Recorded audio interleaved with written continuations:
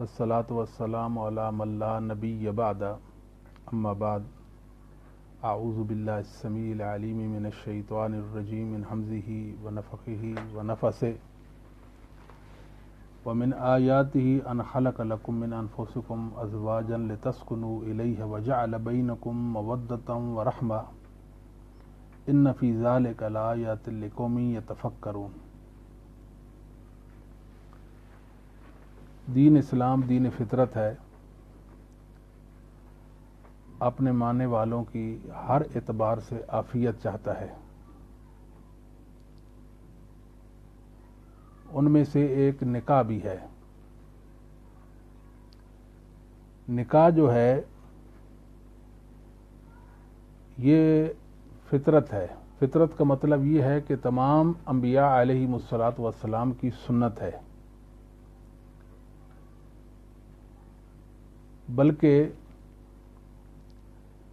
پہلے جتنے بھی ادیان ہیں ان میں نکاح کا وجود ہے، اور شریعت محمدیہ نے تو اس کی بہت تاکید کیا اور اس کی اہمیت کو اجاگر کیا ہے اور اس کی افادیت کو ذکر کیا ہے۔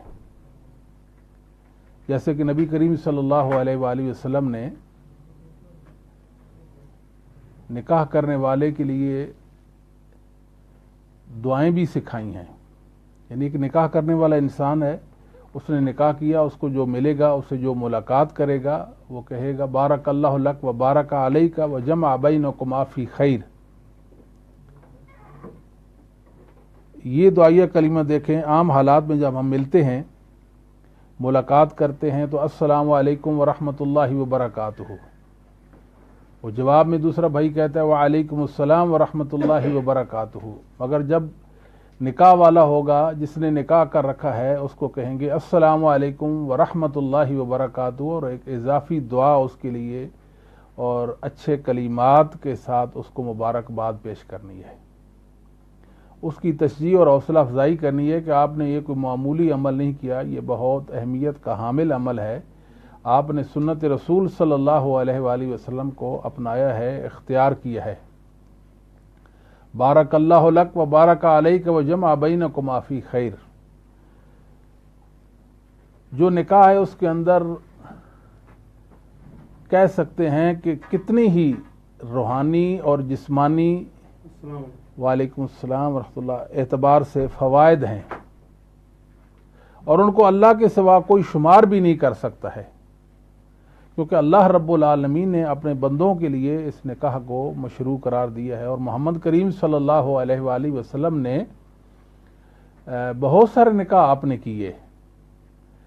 سیدنا عبداللہ ابن عباس رضی اللہ تعالیٰ عنہما کے حوالے سے صحیح بخاری میں ہے کہ سعید بن جبیر تابعی ہیں اور ان کے شاگرد ہیں، ان سے ملاقات کرتے ہیں، تو انہوں نے ان سے پوچھا کہ آپ نے شادی کی ہے کہ نہیں کی؟ وہ جواب میں کہتے ہیں کہ ابھی تک شادی نہیں کی، تو وہ جواب میں کہنے لگے کہ نبی کریم صلی اللہ علیہ وآلہ وسلم سب سے زیادہ عظمت والی ہستی ہیں آپ کی، اور جو سب سے زیادہ عظمت والی ہستی ہے ان کے سب سے زیادہ نکاح بھی ہیں، یعنی نکاح جو ہے یہ انسان کی عظمت کو دو چار چاند لگا دیتا ہے، انسان کی زندگی کو مزین کر دیتا ہے، انسان کی شخصیت کو باوقار کر دیتا ہے، اور معاشرہ میں وہ باوقار طریقے سے رہنے کا اس کو ایک سلیقہ مل جاتا ہے۔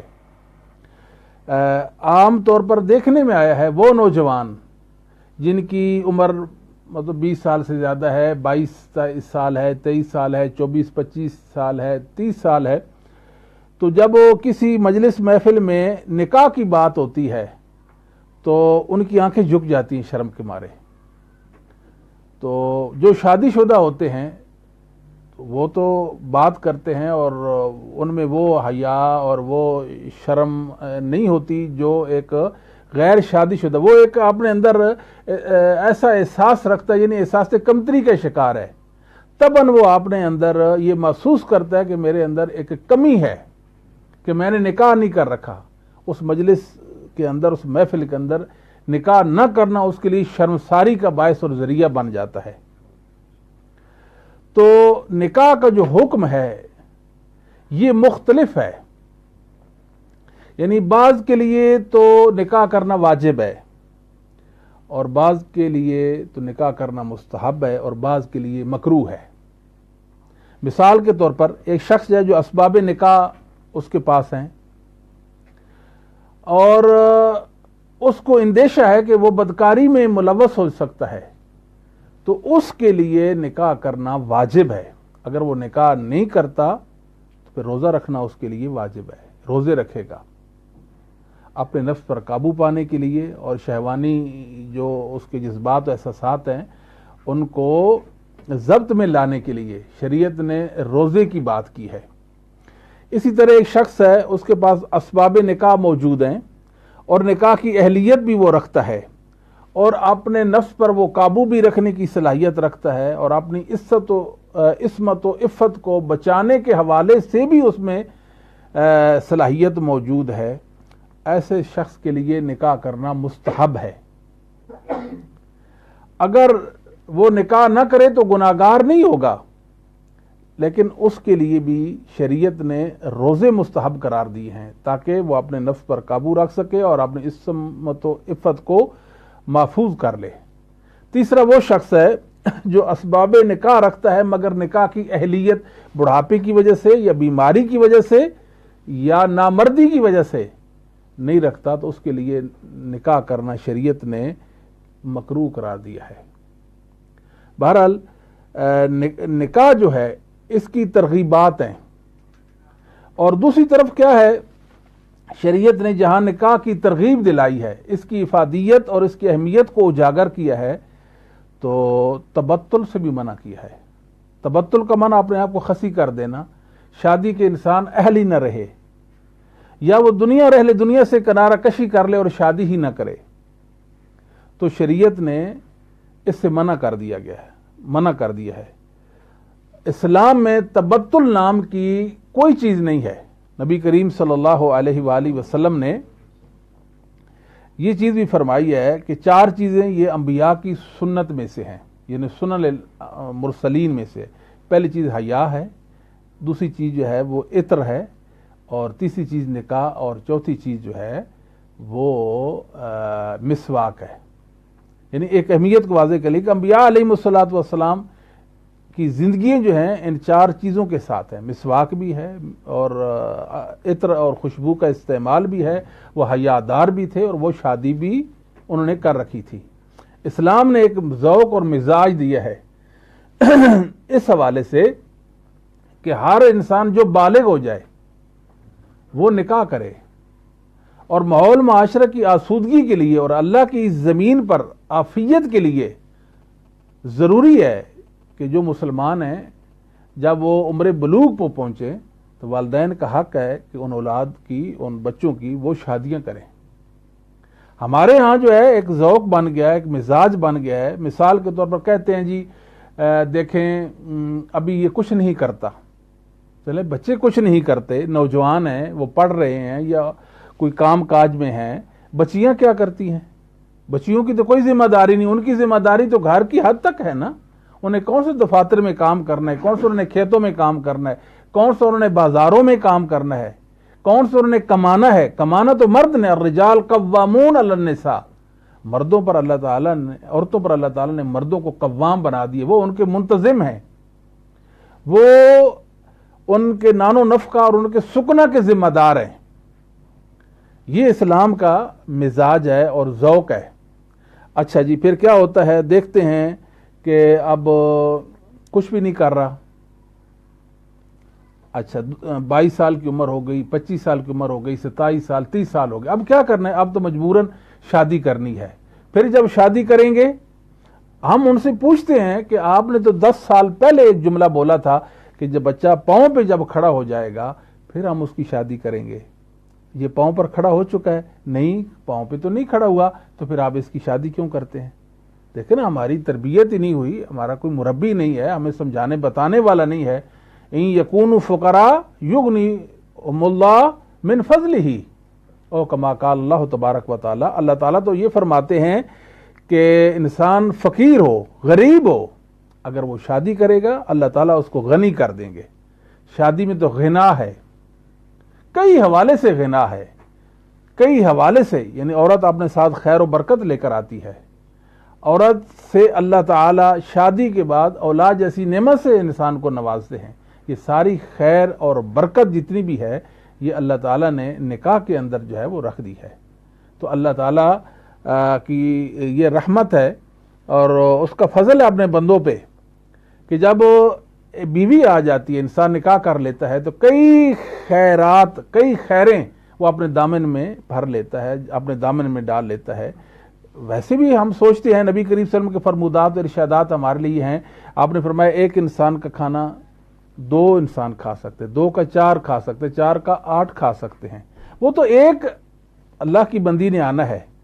اللہ نے مطلب کہ ایک کیا کہتے ہیں کہ ایسا سلسلہ، ایسی نعمت سے نوازا جس کو لوگ بہو کہتے ہیں. اللہ نے ایک نعمت سے نوازا ہے جس کو بیوی کہتے ہیں. وہ کسی کی بیٹی ہے، کسی نے اس کو پالا پوسا ہے، کسی نے اس کی تعلیم کا اہتمام انتظام کیا ہے، کسی نے اس کی پرورش کی ہے. اللہ نے ان کے مقدر میں کر دی ہے اور پلی پلائی وہ ان کے گھر میں آ گئی ہے. وہ تو ان کی بیٹی اور ان کی عزت ہے. کیوں انسان اس خیر سے اپنے آپ کو دور کرتے ہیں اور پتہ نہیں لوگ نبی کریم صلی اللہ علیہ وآلہ وسلم کو اپنا رہبر و رہنما، اپنا ہادی پیشوا کیوں نہیں بناتے؟ یہ تو کوئی تصور ہی نہیں اسلام کے اندر. یعنی جس طرح ہم نے بنا رکھا ہے کہ جی پہلے جو ہے وہ یہ کریں اور کون ہم اس کی بیوی کو کھلائے گا، کون اس کے بچوں کو کھلائے گا، جی ہم تو نہیں کھلانے والے، اسی کو ہم پار رہے ہیں، اس کو کھلا رہے ہیں. اس طرح کی والدین باتیں کر کے وہ شیطان نے ان کی طرف القاء کر دی ہوتی ہے. وہ باتیں کر کے اپنی اولاد کو، اپنے آپ کو وہ خیر سے محروم کر دیتے ہیں. ایک صاحب تھے بزرگ، میں ان کے گھر گیا تو میں نے پوچھا کہ آپ کی اولاد کتنی ہے؟ انہوں نے بتایا کہ میرے اتنے بیٹے ہیں اور میری اتنی بیٹیاں ہیں. میں نے کہا اچھا ماشاءاللہ، ان کی شادیاں کر دی؟ کہتے میری 4 بیٹیاں اور 4 کی شادی ہو گئی. میں کہاں شادیاں کی ہیں؟ تو وہ کہنے لگے کہ 4 کی جن میں نے اپنے بیٹوں سے کر دی. میں نے کہا کیا مطلب ہوا؟ کہتے کسی کی بیٹیاں، وہ میری بیٹیاں ہیں نا، تو ان کی شادی میں نے اپنے بیٹوں سے کر دی. اللہ رب العالمین مجھے 4 بیٹیاں عطا کر دی ہیں. یہ میری عزت کی بات ہے. ان سے اللہ تعالیٰ میرے بچوں کو ہمیں کتنی خیر عطا کرتے ہیں. وہ ہماری عزت ہیں، کوئی بوجھ نہیں ہے، کوئی ہماری پرابلم و مسئلہ نہیں ہے. ایک ایسا انسان ہے میں جس کو جانتا ہوں جس کی 9 بچیاں بالغ، 9 بچیاں بالغ، لیکن 9 میں سے ایک کی بھی اس نے شادی نہیں کی ہے. وہ بیچاری کئی ایک پریشانیوں میں، کئی ٹینشنوں میں وہ مبتلا ہو گئی اور ان کے لیے اب وہ مصیبت بن گئی ہیں. چاہیے تو یہ تھا جب وہ بالغ ہوتی ہیں تو عزت کے ساتھ ان کو اپنے سلسلے کے ساتھ وابستہ کر دیتے، ان کے ہاتھ پیلے کر دیتے. اللہ نے جو ان کے مقدر میں لکھا ان کو وہ مل جاتا. لیکن کیا کیا کہ ایک ایسی مطلب کہ سوچ ہے، عجیب سی سوچ ہے کہ بچیوں کی شادی نہیں کی ہے. ایک آدمی اپنی بچی کی شادی نہیں کرتا، اس کو کئی مسائل کا اور مطلب سامنا ہوتا ہے. پھر شرمساری ہے، لوگ اس کی طرف انگلیاں اٹھاتے ہیں. دیکھو جی فلاں کی بیٹی ہے، اس کی عمر 30 سال ہو، ابھی اس نے بیاہ نہیں ہے. فلاں کی اتنی بیٹیاں، اس نے ان کی شادیاں نہیں کی ہیں. فلاں کی اتنی بیٹیاں ہیں جی وہ پرواہ ہی نہیں کرتا ان کے حوالے سے. پھر کیا ہوتا ہے، وہی بیٹیاں ان کے لیے بوجھ بن جاتا ہے. اور یہ یاد رکھے کہ طبی اعتبار سے یہ چیز ثابت ہو چکی ہے کہ بچی 26-27 سال کی، اس کی شادی نہیں، کئی ایک مسائل اور پریشانیاں اور کئی بیماریاں اس کو گھیر لیتی ہیں. معدے کی بیماری ہے اور رحم کے حوالے سے کئی پرابلم ہوتے ہیں. عورتوں کے فطری ایام کے حوالے سے وہ ڈسٹرب ہو جاتے ہیں ان کے، اور وہ ڈپریشن کا شکار ہو جاتی ہیں، اعصابی مریض بن جاتی ہیں. والدین کہتے ہیں ٹھیک ہے اپنے کمرے میں بیٹھی ہوئی ہے، وہ فلاں جگہ کام کرتی ہے، فلاں جگہ پڑھاتی ہے، فلاں آفس میں جاتی ہے، اپنے روم میں چلی جاتی ہے. اللہ کے لیے ہمیں واپس آنا ہوگا اور محمد کریم صلی اللہ علیہ وسلم کی جو تعلیمات ہیں، نورانی تعلیمات، ان کو اپنانا ہوگا تاکہ اللہ تعالیٰ ہمارے مقدر میں وہ خیر اور بھلائی جو ہے وہ لکھ دے. تو نبی کریم صلی اللہ علیہ وآلہ وسلم نے، یہ صحابی ہیں عبداللہ بن مسعود رضی اللہ، فقیہ امت ہیں، بخاری مسلم کی حدیث ہے. آپ نے فرمایا یا معاشر الشباب، اے نوجوانوں. یعنی ایک دن آپ صلی اللہ علیہ وسلم نے خصوصاً نوجوانوں کو خطاب فرمایا. یعنی آپ کے مخاطبین جو تھے وہ نوجوان تھے جو عمر بلوغ کو پہنچ چکے تھے. آپ نے فرمایا من استطاع منکم الباءۃ، آپ میں جو نکاح کی اہلیت رکھتا ہے فلیتزوج، وہ کیا کرے، وہ نکاح کر لے. فإنه أغض للبصر، اس سے انسان کی آنکھیں جھک جاتی ہیں۔ اور دوسری بات کیا ہے، وَعَاسًا لِلْفَرْجِ، اور شرمگاہ کی حفاظت بھی اس کے اندر ہے۔ فرمایا وَمَن لَّمْ يَسْتَطِعْ فَعَلَيْهِ بِالصَّوْمِ، جو انسان نکاح کی اہلیت نہیں رکھتا وہ روزے رکھے، فَإِنَّهُ لَهُ وِجَاءٌ، یہ اس کے لیے ڈھال اور بچاؤ ہے۔ تو یہ نبی کریم صلی اللہ علیہ وآلہ وسلم کی تعلیم ہے۔ نوجوانوں کو آپ نے بالخصوص جو ہے وہ خطاب فرمایا ہے کہ آپ میں اہلیت ہے نکاح کی، آپ اہل ہیں، تو آپ اسباب نکاح آپ کے پاس ہیں تو آپ نکاح کریں۔ اور دوسری طرف نبی کریم صلی اللہ علیہ وآلہ وسلم نے فرمایا کہ نکاح کے حوالے سے کہ خیر النکاح ایسرہ، سب سے آسان ترین مبارک بابرکت نکاح جو وہ ہوتا ہے جس کے اندر آسانی ہو۔ جب ہم نے مشکلات پیدا کر دی ہیں اپنے لیے تو بہت سارے نوجوان ان کی شادی نہیں ہو پا رہی، کتنی بچیاں ہیں جن کی شادی نہیں ہو پا رہی۔ تقریباً کہہ سکتے ہیں پاکستان میں 60% بچیاں ایسی ہیں جن کے ہاتھ پیلے نہیں ہو رہے۔ وہ کئی مسائل اور پریشانی بیچاری مبتلا ہیں۔ مسائل کیا ہیں؟ یہ جہیز کا مسئلہ ہے۔ مسائل کیا ہیں؟ ہمیں ایسا انسان چاہیے، ہمیں ایسا انسان چاہیے۔ انسان بہت سے ڈیمانڈ رکھتا ہے۔ ظاہر ہے کہ انسان کے بچیوں کے بھی ارمان ہوتے ہیں، ہم ان چیز کو مانتے ہیں، لیکن اس کا یہ مطلب ہرگز نہیں ہے کہ اپنے آپ کو خیر سے محروم کر دیں۔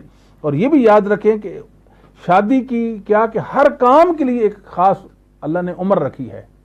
وہ دین سے متعلق کام ہوں ان کے لیے بھی عمر رکھی ہے، اور دنیا سے متعلق جو کام ہے ان کے لیے بھی عمر ہے۔ اگر ہم اس اعتبار نہیں کریں گے اس عمر کا تو اپنے آپ کو ضائع کر دیں گے۔ دیکھنا جسمانی حوالے سے کئی نوجوان جو ایسے ہیں جو جن کی عمر جو بلوغ ہے اس میں یعنی خاص عمر میں وہ شادی نہیں کرتے تو کئی پریشانی میں مبتلا ہو جاتے ہیں، ان کی صحت کو روگ لگ جاتا ہے، ان کی چہرے کی رعنائی ختم ہو، جلدی وہ بڑھاپے کی طرف چلے جاتے ہیں۔ میں تو یہاں تک کہتا ہوں اگر ایک بچہ 18 سال اس کی عمر ہو اور 14-15 سال 16 سال کی بچی سے اس کی شادی کر دی جائے، اور وہ جو ساس ہے جس کو اللہ نے بیٹی کی اس نعمت سے نوازا ہے وہ اس کو اپنی بیٹی سمجھ لے، اس کا خیال رکھے، اس کی صحت کا خیال رکھے، اس کی تعلیم تربیت کے اعتبار سے وہ لحاظ کرے، یقین جانے 80 سال تک وہ بوڑھا ہی نہیں ہو سکتا۔ یہ نقصانات ہیں نکاح نہ کرنے کے۔ اور ہمارے ماحول معاشرے کے اندر آپ دیکھ لیں کہ آوارگی پھیل گئی ہے۔ ہمارا ماحول جو ہے وہ ابتری کی طرف جا رہا ہے نا۔ اب دیکھیں جی کالجوں کا ماحول دیکھیں، یونیورسٹیوں کا ماحول دیکھیں، محلے کا ماحول دیکھیں، گلی کوچے کا ماحول دیکھیں، یعنی لگتا ہی نہیں ہے کہ یہ محمد صلی اللہ علیہ وسلم کو ماننے والے لوگ ہیں، یہ نبی کریم صلی اللہ علیہ وسلم کی روحانی بیٹیاں ہیں، لگتا ہی نہیں ہے، نہیں لگتا یہ محمد رسول اللہ کے ساتھ اس نوجوان کا کوئی رشتہ موجود ہوگا۔ دیکھتے ان کی شکلیں دیکھیں، صرف اس لیے کہ لڑکیوں کو اپنی طرف متوجہ کرنے کے لیے کہ ہم ایسے ہوتے ہیں، ہمیں ایسا رشتہ چاہیے، ڈیمانڈ ایسی ہیں، گناہ کی شامت ہے۔ اور دوسری طرف کیا ہوتا ہے کہ نوجوان اپنی صحتوں کو ضائع کر رہے ہیں۔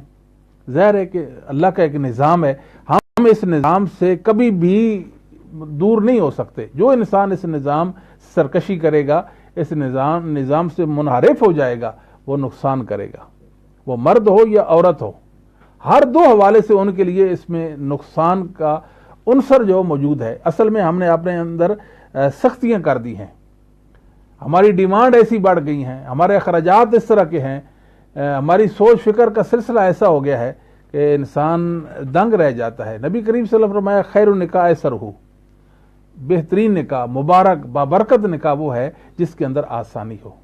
اور میں آپ کو یہ بھی بتاتا چلوں اسلام کے جتنے بھی امور ہیں ان میں سب سے آسان ترین جو عمل ہے وہ نکاح کا ہے۔ نکاح کیا ہے کہ چند کلمات ہیں، یعنی ایجاب و قبول کا سلسلہ ہے، بس ایجاب و قبول ہو جائے تو نکاح ہے۔ اب میں عرض کر رہا تھا عمر کے حوالے سے، ہر کام کے لیے ایک عمر ہے۔ اب دیکھیں مثال کے طور پر کسی بھی ادارے میں جب ہم جاتے ہیں سب سے پہلے بات وہ عمر کی کرتے ہیں کہ ان کی ایج کتنی ہے۔ ہماری ریکوائرمنٹ یہ ہے کہ اس ایج کا بندہ جو ہے اس ادارے میں رہ سکتا ہے۔ اب وہ بندہ کہ میں 40 سال کو ہوں، ادارے کی جو ڈیمانڈ ہے وہ 25 سال کی ہے، وہ 20 سال کی ہے، کیا وہ ادارے والے اس کو قبول کر لیں گے؟ اس کو کبھی قبول نہیں کریں گے۔ اس طرح کھیل کا میدان ہے، ایک آدمی ہے وہ کہتا ہے کہ میں مطلب کھیل کے میں وہ رغبت رکھتا ہے، وہ بھی خاص عمر تک رکھے گا۔ اگر ایک خاص عمر کے بعد اگر وہ کھیل میں جاتا ہے تو کبھی وہ اس میں کامیاب نہیں ہو سکتا، اس کے لیے کئی عوارض پیدا ہو جائیں گے، اس کے دل کے مسائل پیدا ہو جائیں گے، جب اس کو سانس اس کا پھولے گا اس کے دل کو نقصان پہنچنا شروع ہو جائے گا، وہ دوڑ ہی نہیں سکے گا، اس کی ہڈیاں جو ہیں اس چیز کی متحمل نہیں ہیں۔ اسی طرح یہ نکاح کا جو مسئلہ ہے اس کو بھی مد نظر رکھنا چاہیے۔ یہ نہیں ہے کہ اتنی بڑی عمر میں آدمی نکاح کر، وہ تو بوڑھا ہو جائے گا۔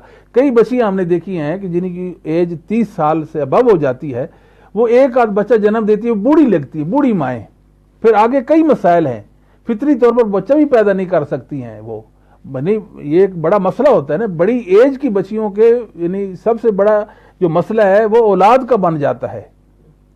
تو یہ سارے نقصانات ہیں، ہم اپنے نقصانات کر رہے ہیں، نوجوانوں کو ہم ضائع کر رہے ہیں، ہم اپنی نسل کو ضائع کر رہے ہیں، ہم اپنی اصل کو ضائع کر رہے ہیں، ہم اپنے ایمان کو متاثر کر رہے ہیں، ہم اپنے دین کا حرج کر رہے ہیں۔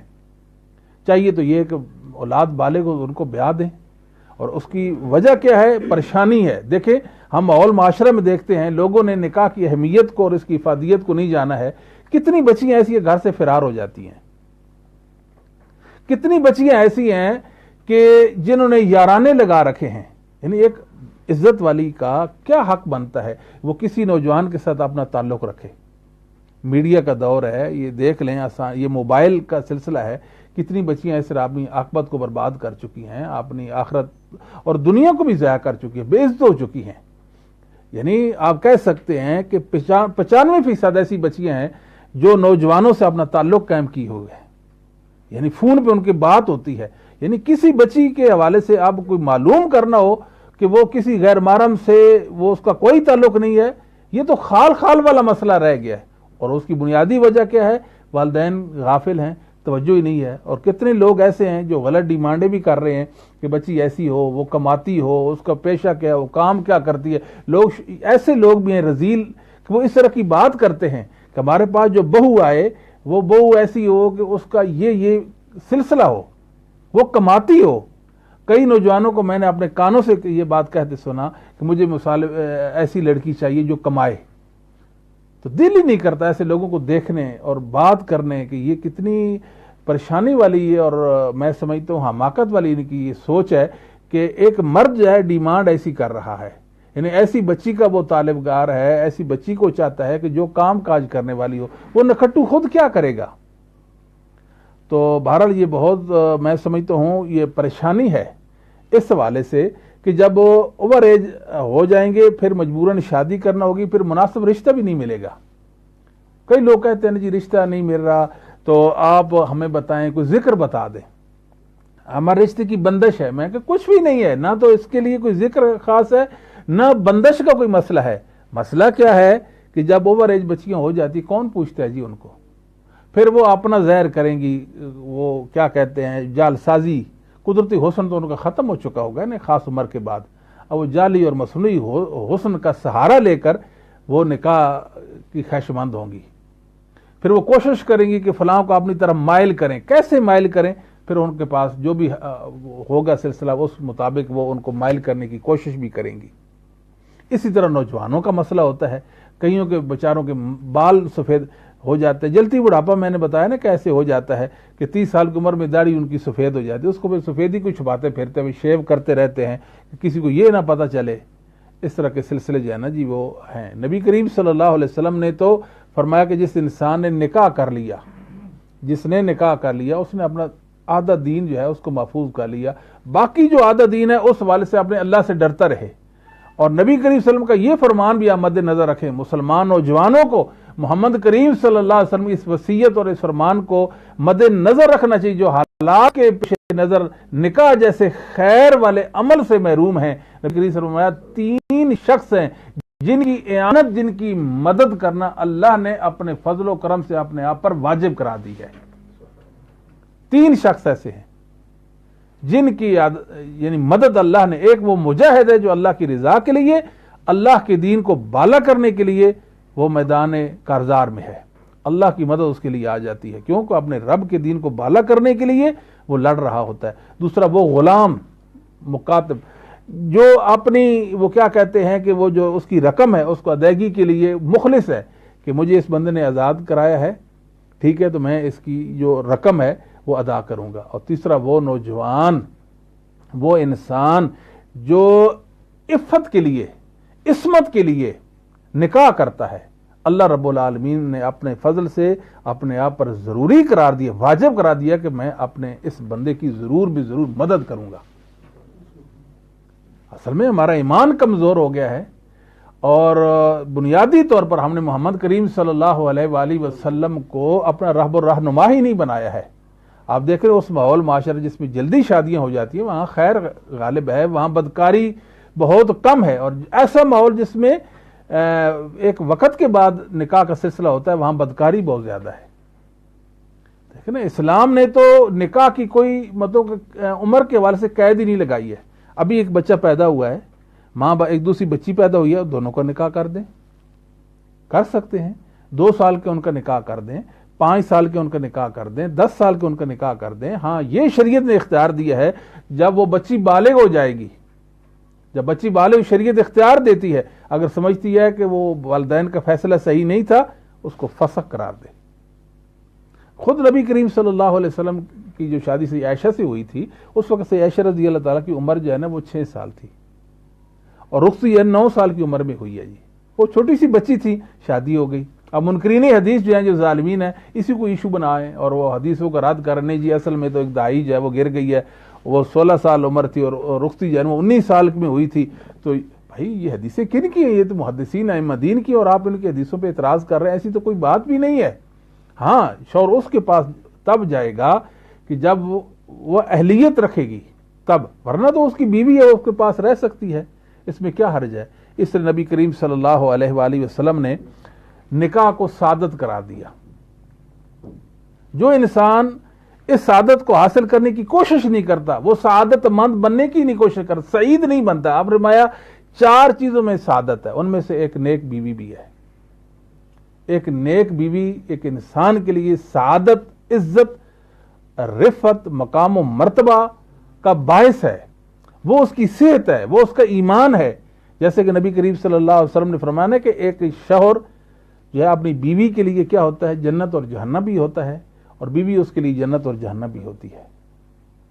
تو ان تمام چیزوں کو ہمیں مد نظر رکھ کر مسلم جو لوگ ہیں، ان کو چاہیے اپنی بچیوں اور بچوں کی فکر کریں۔ ابھی بچے چھوٹے ہوں، ان کے بارے میں فیصلہ کریں کہ ہم نے اس بچے کو فلاں جگہ بیانا ہے، اس بچی کی فلاں جگہ ہم نے شادی کرنی ہے، لوگ اس انتظار میں بیٹھے ہیں، کوئی ہمارے پاس آئے گا، آپ دیکھتے ہیں فلاں جگہ خیر ہے، قدم بڑھائیں اور ان کی طرف جائیں اور ان سے کہیں ہم آپ کو اپنی بیٹی کا رشتہ دینا چاہتے ہیں۔ انسانوں کو کوشش کرنی چاہیے، اور میں سمجھتا ہوں اس ماحول معاشرے کے اندر جو بے راہ روی ہے اور یہ فساد ہیں اور خرابیاں ہیں، کئی حوالے سے دینی، ایمانی، روحانی، جسمانی، ان کے تدارک کے لیے ایک ہی ذریعہ ہے کہ اللہ کی بہت بڑی نعمت جو نکاح ہے، اس سے انسان اپنے آپ کو وابستہ کر لے، تو انشاءاللہ العزیز اللہ کا بہت فضل اس انسان پہ ہو جائے گا۔ جیسے کہ نبی کریم صلی اللہ علیہ وسلم فرمایا لم یرا للمتحابین مثل النکاح، اور قرآن مقدس یہ آیت کریمہ میں نے جو پڑھی وجعل بینکم مودۃ ورحمہ، دیکھیں نا، میاں بیوی ایک دوسرے کو جانتے نہیں ہوتے، ماں باپ نے وہ رشتہ طے کیا ہوتا ہے، یعنی جانتے بھی نہیں ہوتے، جب آپس سے ملتے لگتا ہے کہ صدیوں ان کا تعلق ہے۔